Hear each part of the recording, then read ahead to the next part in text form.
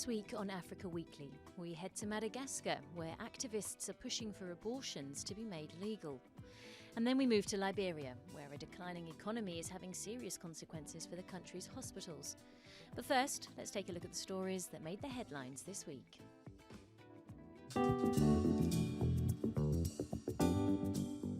Japan hosted development talks with African leaders looking to boost its presence on the continent and offer an alternative to investments by an increasingly assertive China. Japanese Prime Minister Shinzo Abe said he wants the latest round of the Tokyo International Conference on African Development to launch impactful Japanese action on the continent. From companies founded more than a century ago to startups, investors vary greatly, and yet they all seek value in Africa.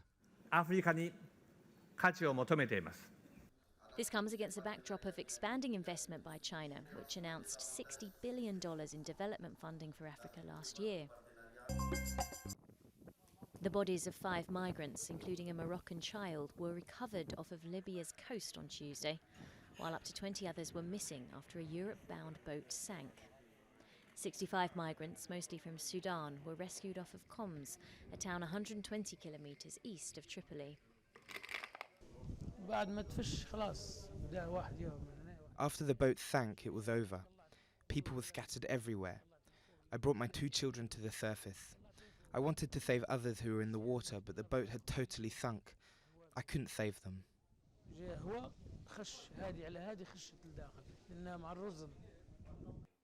Libya has long been a major transit route for migrants, especially from sub-Saharan Africa.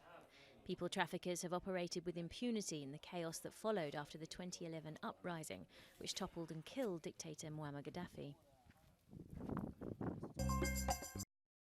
Thousands of people are leaving Cameroon's Anglophone regions, fearing an escalation in violence after a military court handed a life sentence to the head of the country's Anglophone separatist movement, Julius Sissoco Ayok-Tabe, on Tuesday. English speakers account for about a fifth of Cameroon's population of 24 million, who have complained for years of perceived discrimination in education, law and economic opportunities at the hands of the Francophone majority. During almost 2 years of conflict, separatists have been fighting for the creation of an independent state in the west of the country, forcing over 500,000 people to flee their homes. Uganda's revamped Uganda Airlines made its maiden voyage with a plane bound for Nairobi. Ugandan Prime Minister Ruhakana Ruganda hailed the development, which he says will open up travel to Uganda's neighbouring nations. With our national airline, our friends in South Sudan, DRC, Kenya, Tanzania, Rwanda, Burundi, and elsewhere will be able to easily access our market and easily connect to their destinations. In a major victory for minority groups in Africa, Kenya has become the first African nation to add intersex to its gender options when carrying out a population consensus. Intersex refers to people born with genitalia, chromosomes or reproductive organs that don't fit the typical definitions of male or female. Intersex Kenyans hope this will be a step towards lessening the stigma that surrounds them, preventing them from living full and normal lives. Because intersex people are now being included, I have a feeling it will help us not be disturbed, so we can get help like everyone else and can even work together. The regulator of global wildlife trade decided on Tuesday to impose a near-total ban on sending African elephants captured from the wild into zoos, in a decision hailed by conservationists as momentous. The decision met with strong opposition from Zimbabwe in particular, which along with Botswana is the main provider of wild African elephants to zoos outside of the continent.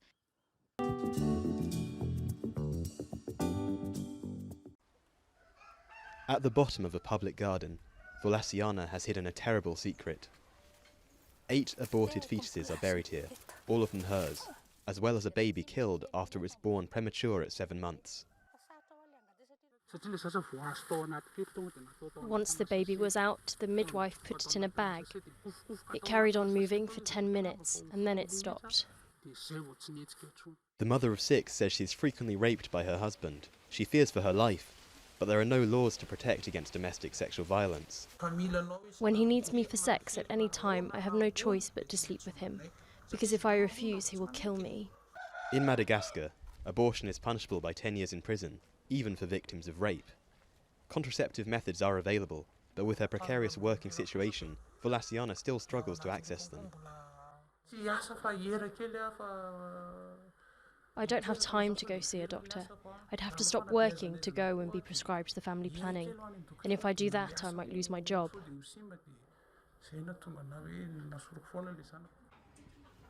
According to the Nifin Akanga Association, 1 in 4 women in Madagascar have had to resort to an illegal and unsafe abortion, often at great risk to their life through the potential for interior bleeding.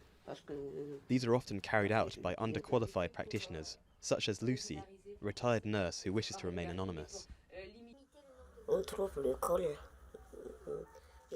We have to get to the cervix. If it's closed, we use this one. It's very painful for them. In 2017, Parliament adopted a law maintaining the illegality of abortion, despite campaigns from activist groups. In this majority Christian country where the Pope has a great deal of influence, the pro-abortion lobby believe that a change in attitude from the Vatican could lead to a shift in the law in Madagascar. If the Pope doesn't like abortion, then his daughter shouldn't be able to have one. Oh wait, he doesn't have a daughter. If he doesn't like it, then his wife shouldn't be able to have one. Oh wait, he doesn't have a wife. So why are we letting someone who doesn't have a uterus, a daughter, or a wife dictate what women should do? Currently in Madagascar, 3 women die every day as a result of unsafe abortions carried out behind closed doors.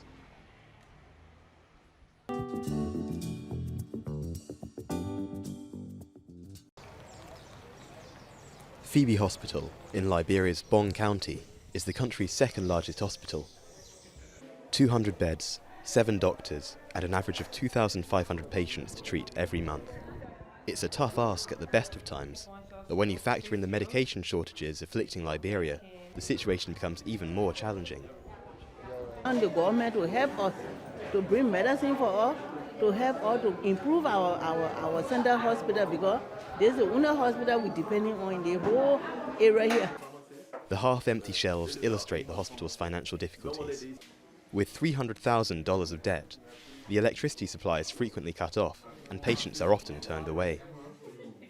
We don't have drugs. People come in this hospital, if you have to tell them to go and buy medication, they go in Banga.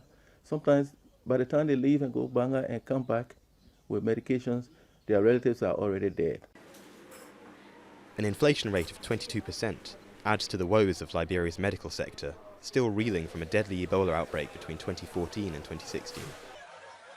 This runaway inflation is one of the reasons that prompted thousands of Liberians to protest on the streets of the capital Monrovia in June.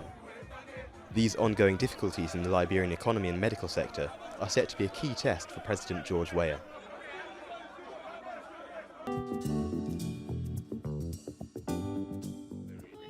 I've been waiting.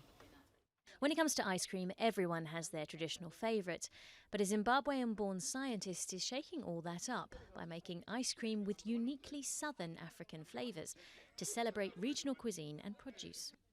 Local fruits and plants like blackjack, matamba or even popped maize are staples in his concoctions.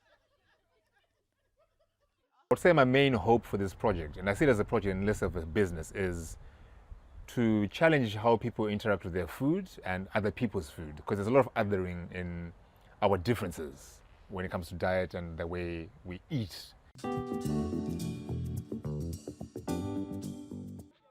A sport known as gababa, unique to the Central African Republic, has been hauled back from near death and is witnessing a renaissance.